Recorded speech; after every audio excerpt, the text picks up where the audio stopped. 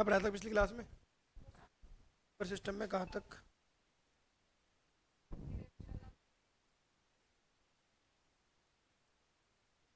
ठीक है। आज हम लोग पढ़ेंगे सबसे पहले कन्वर्जन।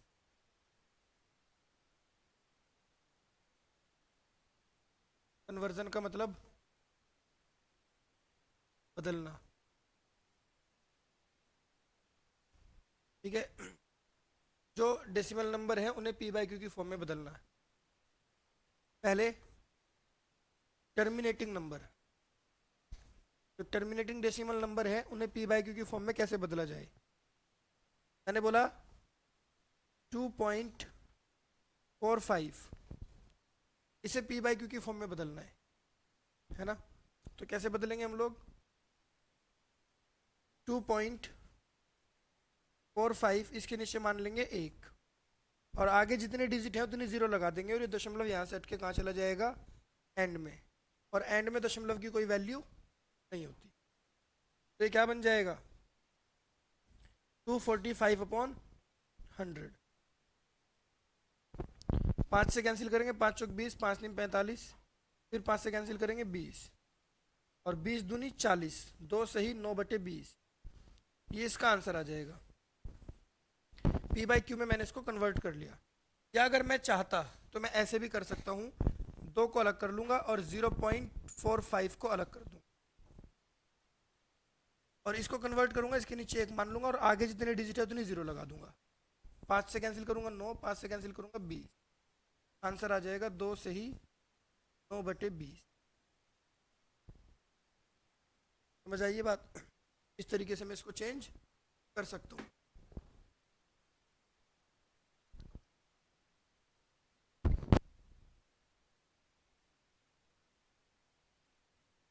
थ्री पॉइंट 25, अगर इसे पी बाई क्यू की फॉर्म में बदलना है तो हम क्या करेंगे? 3 और 0.25 को यहाँ लिख देंगे, या मान लेंगे 1 और आगे 2 जीरो। अब पॉइंट हटाएंगे, 25 से कम 25, 25 चौक 100, तो बन जाएगा 3 सही 1/4। समझ आई बात? 8.4, 8.4 नीचे मानो 1 जीरो लगाओ, ये बनेगा 84/10। 2 से कैंसिल करोगे 5, 2 से कैंसिल करोगे 42, 5 अट्ठे 40, 8 से ही 2/5। या आप यहीं पर कन्वर्ट करो, 8 को अलग कर दो, 0.4 इसके नीचे 1 मान के जीरो लगाओ और पॉइंट हटा दो। 2 दूनी 4, 2 पंजे 10, आंसर कितना आएगा? 8 से ही 2/5। ठीक है ना? यहाँ तक कोई दिक्कत तो नहीं है किसी को? अब इसके बाद 4 पॉइंट या 0.5 है। 0.5 का मतलब क्या होता है? 1/2। ये बातें याद रखने वाली बातें हैं। 0.5 का मतलब क्या होता है? 1/2। 0.25 का मतलब क्या होगा? 1/4। 0.75 का मतलब क्या होगा? 3/4, है ना? 0.2 आप इसके नीचे मानोगे 1, 1 जीरो लगा दोगे, तो कितना बन जाएगा? 1/5। 0.2 का मतलब क्या होगा? 1/5। 0.4 2/5। 0.6 3/5। 0.8 4/5। ये बातें याद रखनी है। ये याद रहेंगी तो थोड़ी स्पीड बढ़ जाएगी। कैसे? जैसे मान लो मैंने कहा 4.75 की मल्टीप्लाई 1.25 से करनी है ना? ऐसे ही अब अगर तुम सीधी सीधी मल्टीप्लाई करने चले तो बहुत देर लगेगी, लेकिन अगर तुम्हें ये बात याद है कि 0.75 का मतलब तो 3/4 होता है, और यहाँ लिख दिए 4। 0.25 का मतलब तो 1/4 होता है, और यहाँ लिख दिया 1। तो ये बन जाएगा 4 × 4 और 3 19/4, 4 एकम 4 और 1 5/4, 19×5 95, 95/16 ये आ जाएगा। ठीक है ना। फिर चाहो इसे डेसिमल में बदल दो, 16×5 80, बचेगा कितना 15, 16 144, बचेगा कितना 6, 16 48, 16 7 112, 16×5 80। ऐसे भी कर सकते हैं। ठीक है यहाँ तक। लेकिन ये है कि है तो ये डेसिमल नंबर ही, तुम्हें पता है कि इनको फटाफट फ्रैक्शन में कैसे बदल सकते हैं।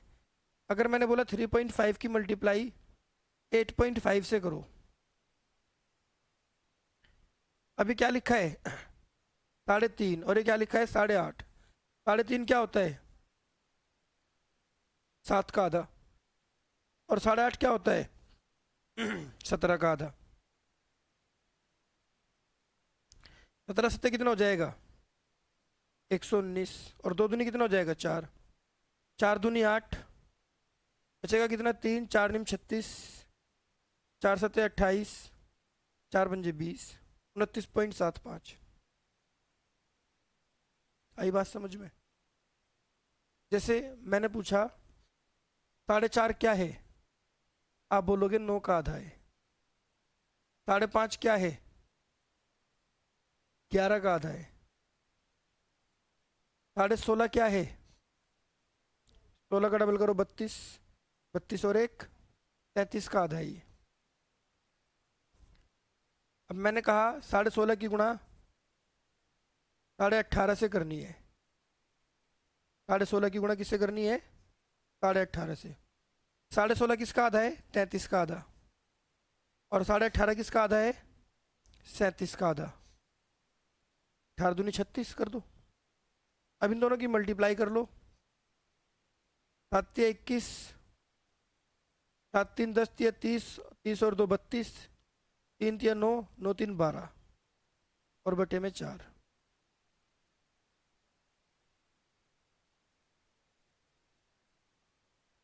इसको भी बताऊंगा अभी। 4 या 12, 0, 4×5 20, 305.25। ठीक है। अब देखो इस मल्टीप्लाई को हम कैसे करते हैं। दो अंकों की कोई भी ऐसी मल्टीप्लाई करना, 47 49, जिसमें या तो इकाई के अंक बराबर हो या दहाई के अंक बराबर हो, या तो इकाई के अंक बराबर हो या दहाई के अंक बराबर हो, चाहे दोनों भी बराबर हो, इस तरीके की गुणा करना। ये तो ये है कि जब तुम प्रैक्टिस में आ जाओगे तो उस वक्त पता चल जाएगा कि कौन सा कंसेप्ट लगाना है ना। 9 सत्ते 63, हासिल कितना लगा 6, 9 और 7 को जोड़ दो 16, 16 चौक 64, और 6 हासिल भी था 70 हो गया।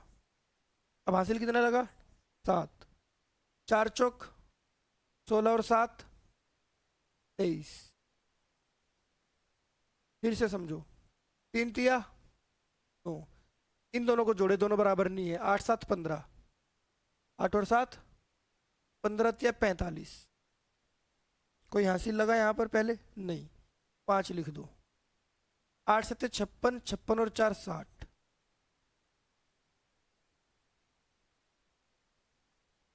ठीक है। देखो 48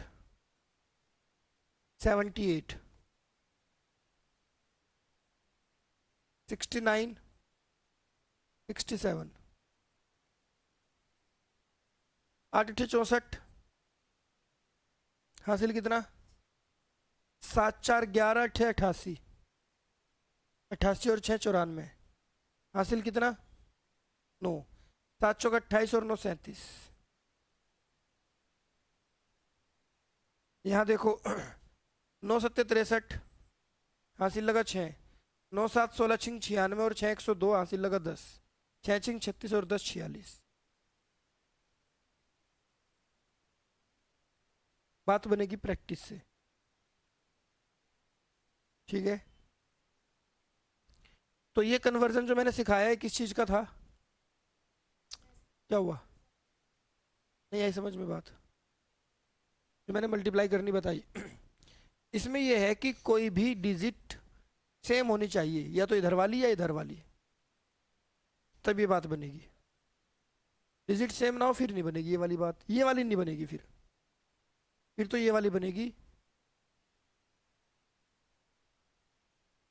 4 × 3 = 12, 8 × 4 = 32 और 15 × 47 और 1 × 48, 8 × 5 = 40 और 4 × 44। मसला यही है कि तेजी से गुणा करना और तेजी से जोड़ना। इन दोनों की गुणा कर दी, 4 × 3 = 12, 8 × 4 = 32, 5 × 3 = 15, 32 15 47 और 1 48 जो हासिल था। फिर इन दोनों की गुणा कर दी, 8 × 5 = 40 और 4 × 44। ये कहानी तब लगेगी जब कोई एक डिजिट सेम होगी, या तो यूनिट प्लेस की या टेंस प्लेस की। ठीक है, बात प्रैक्टिस से बनेगी। अगर अब समझ नहीं आ रहा तो बाद में वीडियो देख लो, फिर समझ आ जाएगा। उसमें एक बार और वीडियो देखकर प्रैक्टिस करके देख लो, 2 4 संख्याओं की, कैलकुलेटर से चेक कर लो कि ठीक हुआ या नहीं हुआ या नहीं। इसके बाद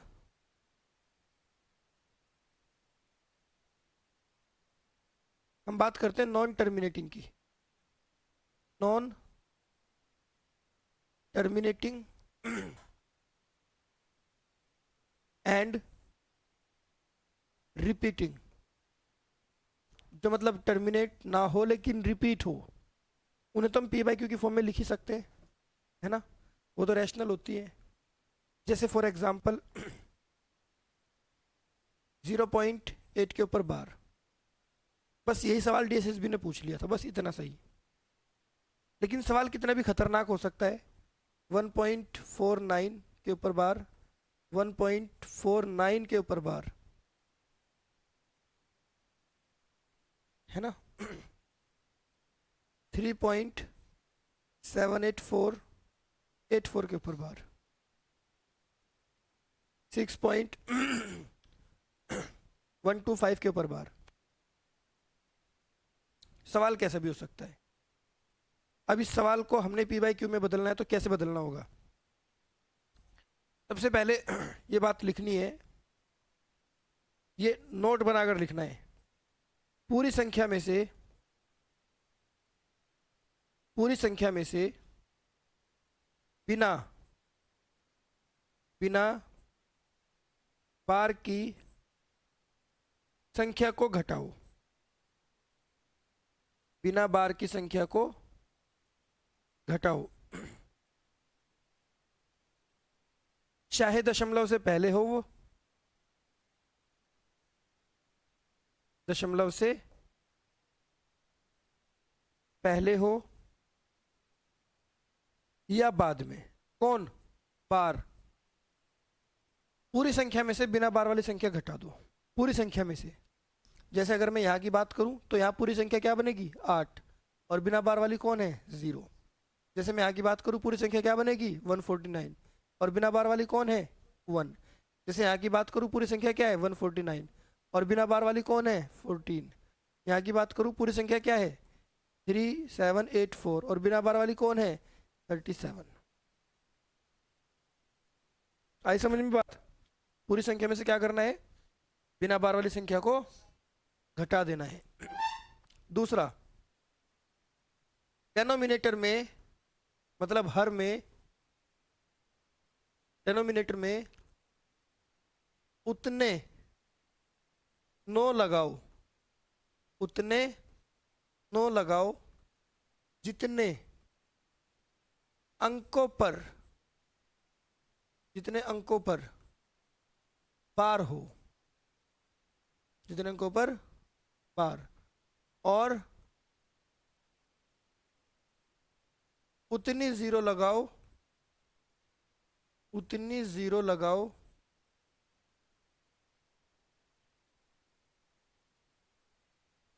जितने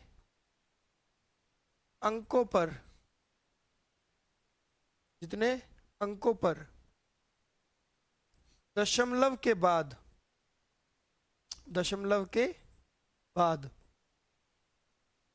बार ना हो।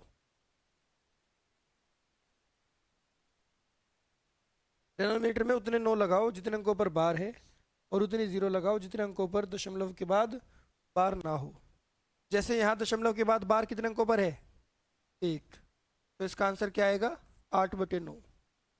यहाँ कितने अंकों पर बार है और बिना बार वाले कितने हैं? बिना बार वाले कितने हैं? एक भी नहीं है दशमलव के बाद। तो ये बनेगा 148/99। यहाँ बार वाले कितने हैं? 1, और बिना बार वाले तो वो भी 1 है, ये रहा। दशमलव के बाद देखना है। किसके बाद देखना है? दशमलव के बाद। तो कितना हो जाएगा? 135/90।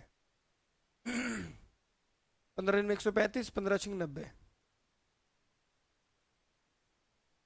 ठीक है, 3/2। कोई दिक्कत नहीं आज तक? यहाँ कितने अंकों पर बार है? 2 बार 9, और कितने पर बार नहीं है? 1 पर। तो इसका आंसर क्या आ जाएगा? 7, 4, 7, 3/990। 3 से कट भी सकता है ये। 3 एकम 3, 3 दूनी 6, 3 चौक 12, 3 निम 27, 3, 3, 0। आई बात समझ में इतनी? कोई दिक्कत हो तो बताओ। क्लियर है? इसकी बाद में पीडीएफ ले लेना, फिर आराम से नोट कर लेना ये बैठ के। देखो 6.125 के ऊपर बार, इसे मैं लिखूंगा 6 पॉइंट, पूरी संख्या लिखो 6, 1, 2, 5, और इसमें से बिना बार वाली माइनस कर लो। डिवाइडेड बाय, डिवाइड करो।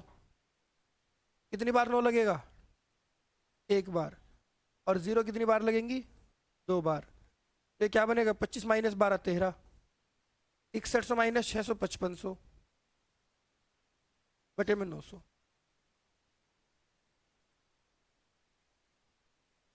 ठीक है,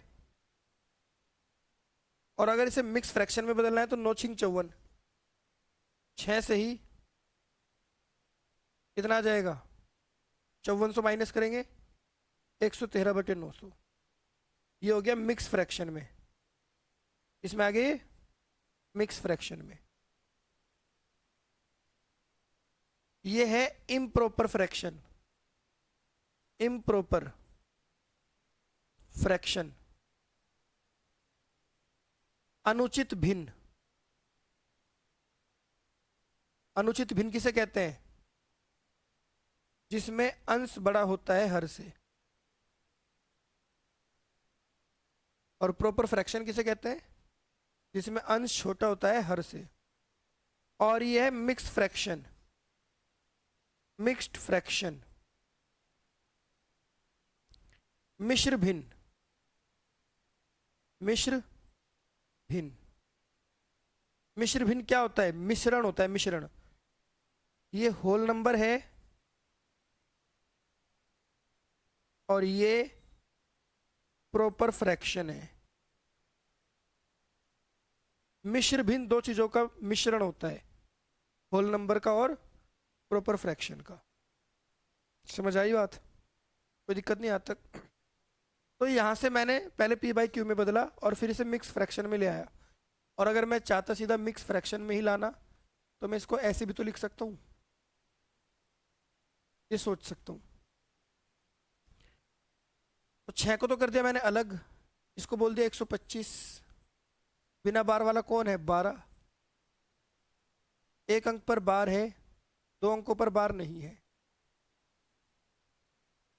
ना? तो आंसर क्या बनेगा?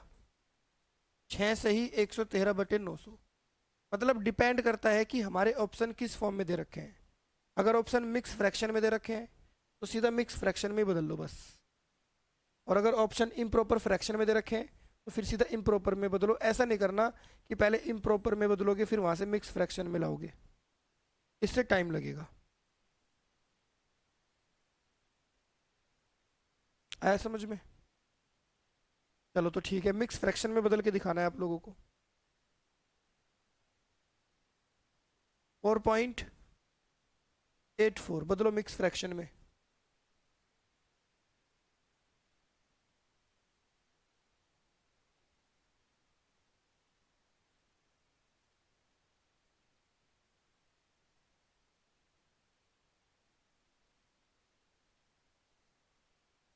नोट करने की ज़रूरत नहीं है, पीडीएफ दे दूंगा मैं। ठीक है भाई।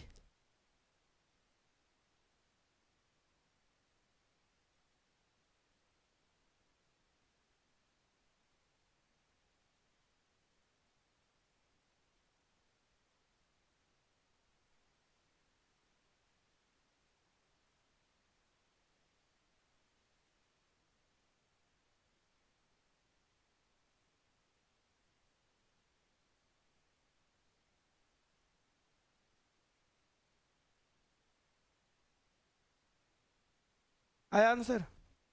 कितना आया देखो। 4 को अलग कर दिया, पूरी संख्या 84 है। बिना बार वाला कौन है? 8 है ना? बिना बार वाला कौन है?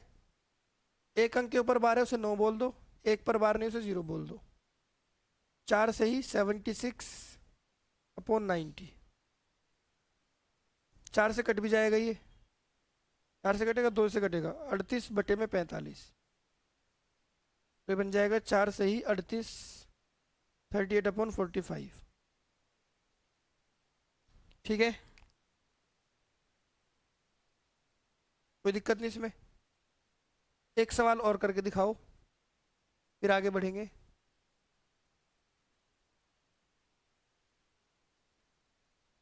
करिए, सब लोग आंसर दो।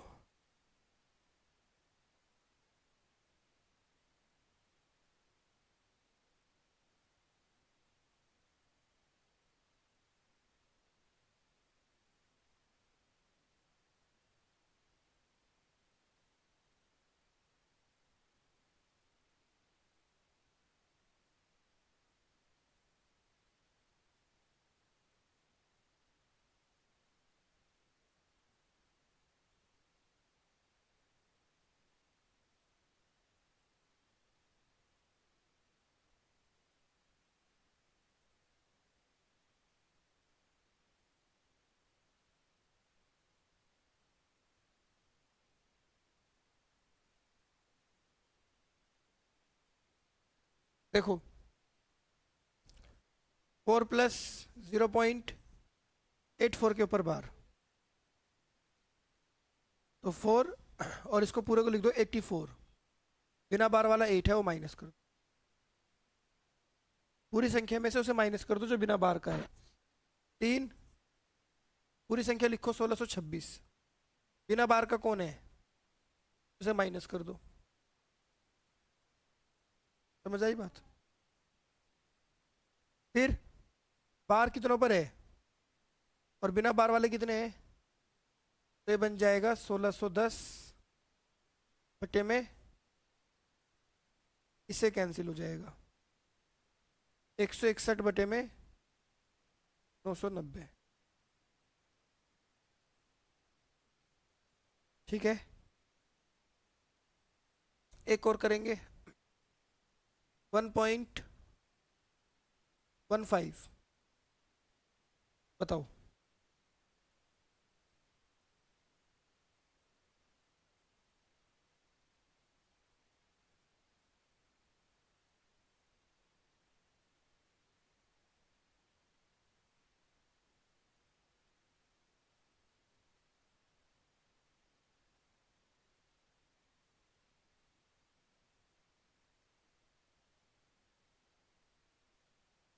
कितना आया? 114। एक, इसे लिख देंगे 15। 15 में से बिना बार वाला कौन है? एक है, बटे में 90, क्योंकि एक अंक पर बार है और एक अंक पर बार नहीं है। तो ये क्या बन जाएगा, 14/90। 2 से काटेंगे 7 बार, 2 से काटेंगे 45 बार। आया समझ में? ठीक है। अब इसके बाद इनको जोड़ना और घटाना भी सीखते हैं, एडिशन और सब्ट्रैक्शन।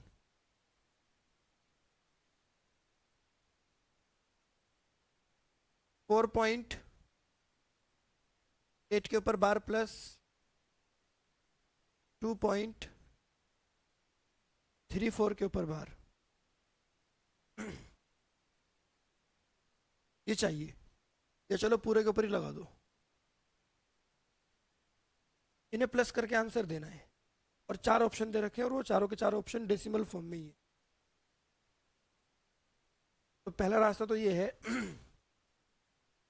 कि इसे पी बाई क्यू की फॉर्म में बदलो, इसे भी पी बाई क्यू की फॉर्म में बदलो, दोनों को जोड़ लो, और जोड़ने के बाद फिर दोनों को वापस डेसिमल फॉर्म में बदलो। तो इस रास्ते में कम से कम 5 मिनट लग जाएंगे,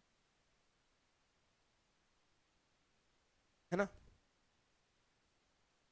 दूसरा रास्ता ये है कि इसको लिखो 4.888, 6 7 8 बार लिख लो।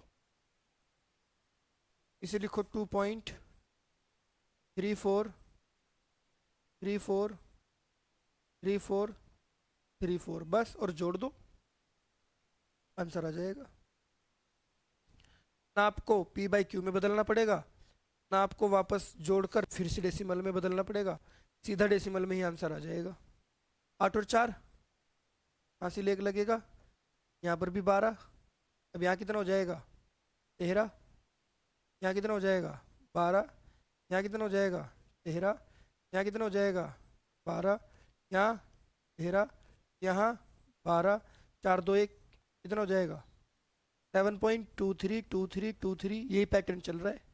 अब तुम ये कहोगे जी वहाँ तो 2 है, तो अगर आगे बढ़ा दो यहाँ भी 3 हो जाएगा, है ना। आगे के नंबर यहाँ से बढ़ा दोगे यहाँ भी 3 हो जाएगा फिर। तो इसका मतलब आंसर जो बना वो 7.23 के ऊपर बार बना। 10 सेकंड भी नहीं लगेंगे फिर इसे सॉल्व करने में।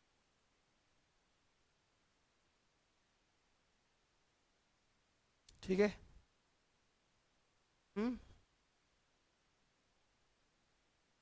1.7 बार, 1.84 बार, 2.36 बार।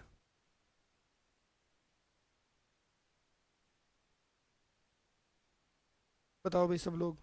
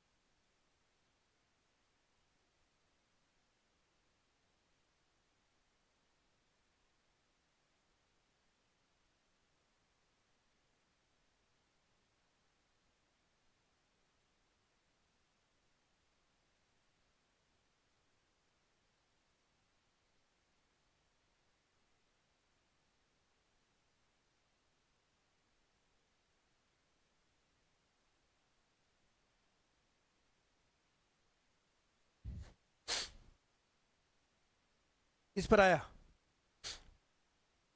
देखो 1.7,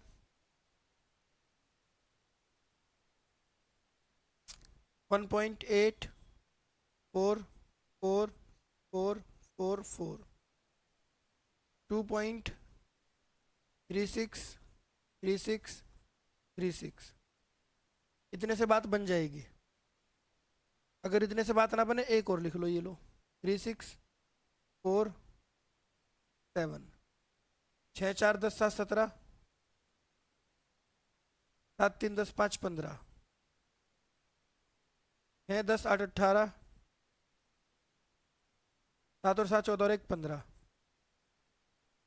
18, 15, 18, और यहाँ कितना हो जाएगा 19, और यहाँ कितना हो जाएगा तो 5.85 पर बार। आई बात समझ में? ये आंसर था।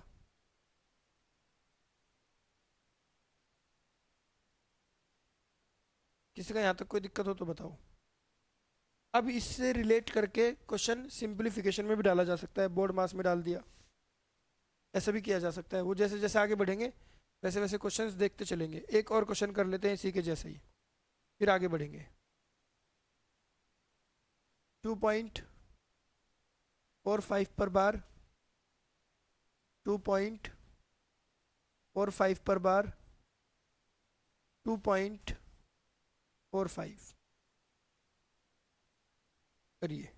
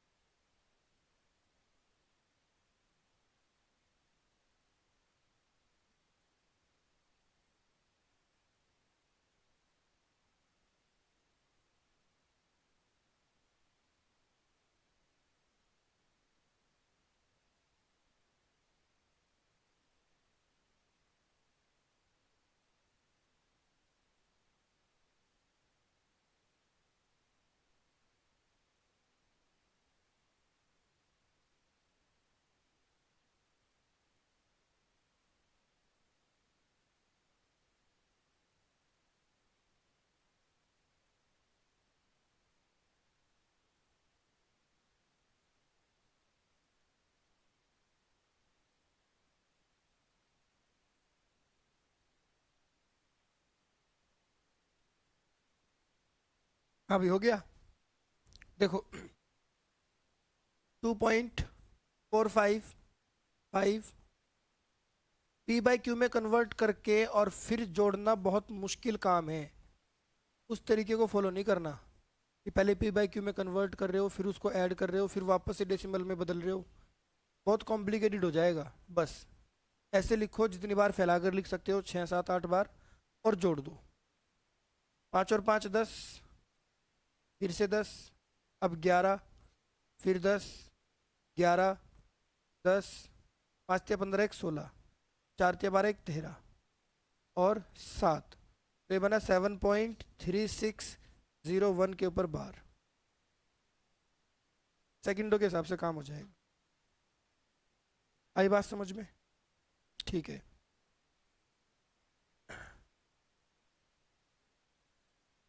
ये था डेसिमल नंबर्स की जानकारी। डेसिमल नंबर्स को कन्वर्ट करना और उनको प्लस माइनस करना। अब अगर किसी फ्रैक्शन को बदलना हो डेसिमल में, ये तो पहले से ही पता है बट फिर भी बता देता हूँ, किसी फ्रैक्शन को डेसिमल में बदलना हो, डेसिमल में, जैसे मान लो 4/5 है, तो आप क्या करोगे, 5 से 4 को डिवाइड करोगे, है ना, पॉइंट लगाओगे, 0 लगाओगे, 5 × 8 = 40। तो ये डेसिमल में बदल दिया आपने। 4/5 का मतलब 0.8 होता है, और ये आपका टर्मिनेटिंग आया। कैसा आया? Terminating decimal expansion. सही बोल रहा हूं? 2/3 है, इसे बदलो, 3 से 2 को डिवाइड करो, 0.03618, कितना बचेगा? 2 बचेगा। फिर 0 लगाओ, 3 चिंग 18, कितना बचेगा? 2 बचेगा। फिर 3 चिंग 18, तो ये कैसा आएगा? ये नॉन टर्मिनेटिंग आया। ये क्या आया? Non terminating. बात समझ में आ रही है ना? अब ये नॉन टर्मिनेटिंग तो है, रिपीटिंग भी होगा। रिपीटिंग क्यों होगा? क्योंकि मैं फ्रैक्शन को ही तो बदल रहा हूँ ना डेसिमल में। पी बाई क्यू को ही तो डेसिमल में बदल रहा हूँ, रैशनल को ही तो बदल रहा हूँ। तो अगर रैशनल है तो वो या तो टर्मिनेटिंग होगा, और अगर वो नॉन टर्मिनेटिंग है तो कैसा होगा? रिपीट कर रहा होगा। मैंने बात बताई थी कि डेसिमल नंबर्स में जो टर्मिनेटिंग है वो पी बाई क्यू में बदला जा सकता है, और जो टर्मिनेट नहीं कर रहा लेकिन रिपीट कर रहा है वो भी पी बाई क्यू में बदला जा सकता है, और जो ना टर्मिनेट कर रहा है ना रिपीट कर रहा है वो नहीं बदला जा सकता। तो ये मैंने 2/3 को डेसिमल में बदला, तो ये नॉन टर्मिनेटिंग एंड रिपीटिंग आएगा। Non terminating and repeating. अब मसला ये है कि अगर मान लो मैंने ये कहा 127 बटे में 128, आप इसे पी बाई क्यू की फॉर्म में बदलो और बदल के ये बताओ कि ये टर्मिनेटिंग आएगा या नॉन टर्मिनेटिंग आएगा। समझ गए मैं क्या बोल रहा हूँ? टर्मिनेटिंग आएगा या नॉन टर्मिनेटिंग? तो बदल के दिखाने की ज़रूरत नहीं है, पी बाई क्यू में बदल के दिखाने की ज़रूरत नहीं है। आप क्या करोगे? आप केवल इसके फैक्टर करोगे। पहले देख लो ऊपर नीचे कोई किसी से कट रहा है? कोई नहीं कट रहा। आप सिर्फ 128 के फैक्टर कर लो। 128 के फैक्टर करोगे, 2 से काटोगे 64, फिर 32, फिर 16, 8, 4, 2, 1, 2 की पावर कितनी हो गई? 7 हो गई। बस ये बात याद रखनी है, यदि यदि हर के फैक्टर, हर के, हर मतलब डिनोमिनेटर के फैक्टर सिर्फ 2 की पावर m और 5 की पावर n की फॉर्म है, हर के फैक्टर में केवल 2 और 5 है, सिर्फ 2 और 5, मतलब सिर्फ 2 हो या सिर्फ 5 हो या दोनों हो, या सिर्फ 2 हो या सिर्फ 5 हो या दोनों है, तो टर्मिनेटिंग डेसिमल एक्सपेंशन होगा। कैसा होगा? टर्मिनेटिंग डेसिमल एक्सपेंशन होगा। तो ये कैसा बनेगा? टर्मिनेटिंग। ये कैसा बनेगा? टर्मिनेटिंग। हर के फैक्टर करने हैं, डिनोमिनेटर के फैक्टर करने हैं। जैसे मान लो मैंने बोला 7/12। अब देखो पहले कट रहे हैं दोनों, किसी से नहीं कट रहे हैं। अब आप 12 के फैक्टर कर लो, 2 छिंग 12, 2 तिया 6, 3 एकम 3। क्या इसमें सिर्फ 2 और 5 ही आ रहे हैं? 3 भी आ रहा है, तो ये नॉन टर्मिनेटिंग डेसिमल एक्सपेंशन है। अगर आप इसे पी बाई क्यू में बदलोगे नॉन टर्मिनेटिंग आएगा। समझ आ रही है ना बात? फिर देखो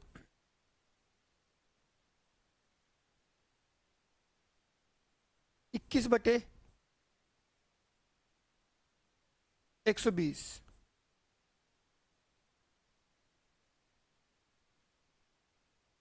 टर्मिनेटिंग है नॉन टर्मिनेटिंग है? 120 के फैक्टर कर लूं? पहले कट जाएगा, पहले कटेगा तो काट लो। 3 7 21, 3 चौक 12, पहले काटना है। अब 40 को ले लो, 40 के फैक्टर करेंगे 2 से, कितनी बार? फिर 2 से, फिर 2 से, और फिर 5 से। तो कैसा है ये? टर्मिनेटिंग। समझ आई ये बात? ये पी बाई क्यू की फॉर्म से डेसिमल में बदलोगे तो खत्म हो जाना है। यहीं तक कर लो, बाकी अगली क्लास में करेंगे। नहीं, सॉल्व तो करना पड़ेगा ना, बिना सॉल्व करे नहीं करना, सॉल्व करके करना है। बात तो मैं शुरू से एग्जांपल से बताता आ रहा हूँ। क्या ये दोनों किसी से कट रहे हैं? ठीक है, चलो ठीक है, बाकी अगली क्लास में करेंगे।